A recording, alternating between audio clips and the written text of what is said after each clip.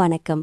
பைபிளை முழுவதுமாக வாசிக்கும் நம் லட்சிய பயணத்திற்கு உங்களை அன்புடன் வரவேற்கிறேன். இன்று நாம் 2 குறிப்பேடு 30வது வாசிக்க இருக்கிறோம். இதுவரை நாம் மொத்த நூல்களில் 33.30% நூல்களை வாசித்து முடித்துவிட்டோம். இன்னும் சில நூல்களை முடித்தால் நம் பயணம் வெற்றிகரமாகும். இன்றைய வாசிப்பின் மூலம் அந்த இலக்கை இன்னும் முன்னோக்கி நகர்த்துவோம்.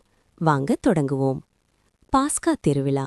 இஸ்ரேலின் கடவுளாம் ஆண்டவருக்கு பாஸ்கா விழா கொண்டாட ஆண்டவரின் இல்லத்திற்கு வருமாறு இஸ்ரேல் யூதா மக்கள் அனைவருக்கும் ஆள் மூலமும் எப்ராயிம் மனாசே குலத்தாருக்கு மடல் மூலமும் எசேக்கியா அழைப்பு விடுத்தார். பாஸ்காவை 2ஆம் மாதத்தில் கொண்டாடுவதாக அரசரும் எல்லா தலைவர்களும் எருசலேமின் மக்கள் சபையார் எல்லாரும் முடிவு செய்தனர். குறிப்பிட்ட காலத்தில் கொண்டாட இயலாததற்கு காரணம் போதுமான குருக்கள் தங்களை தூய்மைப்படுத்திக் கொள்ளவில்லை. மக்களும் எருசலேமில் வந்து கூடவில்லை. அரசருக்கும் மக்கள் சபையார் எல்லாருக்கும் இத்திட்டம் சரியெனப்பட்டது. எருசலேமில் இஸ்ரேலின் கடவுளாம் ஆண்டவருக்கு பாஸ்கா விழா கொண்டாட பேயர் சபா முதல் தான் வரை இருந்த இஸ்ரேலர் எல்லாருக்கும் அழைப்பு விடுக்கும் ஓர் அறிவிப்பை அனுப்ப முடிவு செய்தனர். ஏனெனில் எழுதியுள்ளபடி மக்கள் பெரும் தொகையினராய் அதனை கொண்டாடவில்லை. அரசரிடமிருந்தும் தலைவர்களிடமிருந்தும் மடல்களை பெற்றுக்கொண்ட அஞ்சலர் அரச கட்டளைப்படி இஸ்ரேல் யூதா நாடெங்கும் சென்று, இஸ்ரேல் மக்களே, ஆப்ரஹாம் ஈசாக்கு இஸ்ரேலின் கடவுளாம் ஆண்டவரிடம் திரும்பி வாருங்கள். அப்பொழுது அசிரிய மன்னனின் கைப்பு தப்பிய எஞ்சியோராகிய உங்களிடம் அவர் மீண்டும் வருவார். தங்கள் மூதாதையரின் கடவுளாம் ஆண்டவருக்கு எதிராக தீமையானதையே செய்த உங்கள் தந்தையர் சகோதரர்கள் போன்று நீங்கள் இருக்க வேண்டாம். நீங்களே காண்பது போல் அவர் அவர்களை கடுமையாக தண்டித்தார். உங்கள் மூதாதையரைப் போல் நீங்களும் முரட்டு பிடிவாதம் கொண்டவராயிருக்க வேண்டாம். மாறாக ஆண்டவருக்கு பணியுங்கள். அவர் என்றென்றும் புனிதமாக்கியுள்ள திருத்தலத்திற்கு வந்து உங்கள் கடவுளாம் ஆண்டவருக்கு ஊழியம் புரியுங்கள். அப்பொழுது அவரது கோபக்கனல் உங்களை விட்டு நீங்கும். நீங்கள் ஆண்டவரிடம் திரும்பி வந்தால் உங்கள் சகோதரர்களும் புதல்வர்களும் தங்களை சிறைப்படுத்தியோரிடமிருந்து இரக்கம் பெற்று இந்த நாட்டுக்கு திருப்பி அனுப்பப்படுவர்.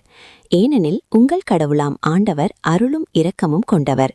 நீங்கள் அவர்பால் திரும்பினால் அவர் தம் முகத்தை உங்களிடமிருந்து திருப்பிக் கொள்ளார் என்றனர். அஞ்சலர் எப்ராயிம் மனாசே நாடுகளிலும் செபுலோனிலும் கூட நகர் நகராக சென்றனர். ஆனால் அவற்றின் மக்கள் இவர்களை எள்ளி நகையாடினர். ஆயினும் ஆசேர், மனாசே, செபுலோன் ஆகியவற்றிலிருந்து சிலர் தம்மையே தாழ்த்திக் கொண்டு எருசலேமுக்கு வந்தனர்.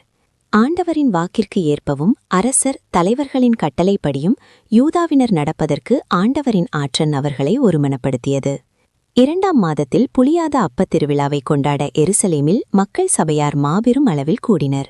அவர்கள் எருசலேமில் இருந்த பலிபீடங்கள், தூபபீடங்கள் எல்லாவற்றையும் தகர்த்து கிதரோன் பள்ளத்தாக்கில் எறிந்தனர்.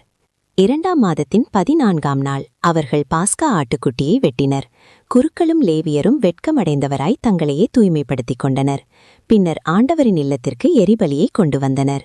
கடவுளின் மனிதராம் மோசேயின் திருச்சட்டப்படி அவர்கள் தங்களுக்குரிய இடத்தில் நின்றனர். லேவியர் கையினின்று பெற்ற இரத்தத்தை குருக்கள் தெளித்தனர்.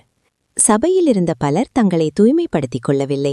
எனவே லேவியர் பாஸ்கா பலியை அதனை புனிதப்படுத்த இயலாத தீட்டுடையோர் சார்பாக ஆண்டவருக்கு ஒப்புக் கொடுத்தனர்.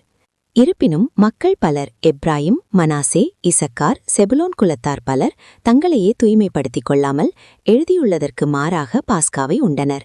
எனவே எசேக்கியா வேண்டியது, நல்லவரான ஆண்டவரே, மன்னித்தருளும்.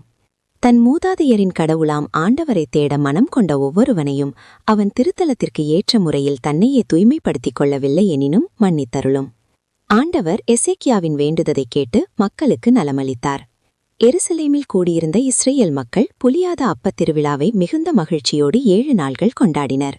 ஆண்டவரை லேவியர் நாள்தோறும் புகழ்ந்தனர். குருக்கள் பேரொலி இசைக்கருவிகளை மீட்டி போற்றினர். ஆண்டவரின் பணியில் மிகுந்த ஈடுபாடு கொண்ட லேவியர் அனைவரின் உள்ளத்தையும் தொடுமாறு எசேக்கியா பேசினார். விழா உணவை அவர்கள் 7 நாள் உண்டு நல்லுறவு பலிகளை செலுத்தி அவர்களின் மூதாதையரின் கடவுளாம் ஆண்டவரை புகழ்ந்து போற்றினர். மீண்டும் 7 நாள்கள் கொண்டாட மக்கள் சபையார் எல்லாரும் முடிவு செய்தனர். அவ்வாறே அவர்கள் அக்களிப்புடன் மீண்டும் 7 நாள்கள் கொண்டாடினர். யூதாவின் அரசர் எசேக்கியா மக்கள் சபைக்காக 1000 காளைகளையும் 70,000 ஆடுகளையும் அளித்திருந்தார். அவ்வாறே தலைவர்களும் மக்கள் சபைக்காக 1000 காளைகளையும் 10,000 ஆடுகளையும் அளித்திருந்தனர். குருக்கள் பலர் தங்களையே தூய்மைப்படுத்திக் கொண்டனர். யூதாவின் அனைத்து சபையார், குருக்கள், லேவியர், இஸ்ரேலின் அனைத்து மக்கள் சபையார், இஸ்ரேலிலிருந்து வந்தவரும் யூதாவில் வாழ்ந்தவருமான அந்நியர் அனைவரும் அக்களிப்புற்றனர். எருசலேமில் மிகுந்த மகிழ்ச்சி உண்டாயிற்று. ஏனெனில் இஸ்ரேலின் அரசர் தாவீதின் மகன் சாலமோனின் காலம் முதல் எருசலேமில் இப்படி நடந்ததே இல்லை. குருக்களும் லேவியரும் எழுந்து மக்களுக்கு ஆசி வழங்கினர். அவர்களது மன்றாட்டு கேட்கப்பட்டது. கடவுளின் திருவுறைவிடமான வானத்தை அவர்களது வேண்டுதல் எட்டியது. நாம் 1189 அதிகாரங்களில் 397 அதிகாரங்களை நிறைவு செய்துவிட்டோம்.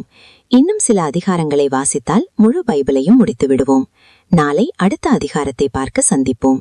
நாள்தோறும் இந்த பயணத்தில் நீங்களும் பங்கேற்றால் பைபிளை முழுமையாக வாசித்து முடிப்போம். இது நம் வாழ்க்கையிலும் ஆன்மாவிலும் பெரிய மாற்றத்தை ஏற்படுத்தும். இந்த பயணம் உங்களுக்கு நம்பிக்கையையும் சமாதானத்தையும் கொடுத்தால் இந்த வீடியோவை லைக் செய்யவும் சப்ஸ்கிரைப் செய்யவும் மறக்க வேண்டாம். பகிர்ந்து மற்றவர்களையும் இந்த பயணத்தில் சேருங்கள். நாளை மறக்காமல் வாருங்கள்.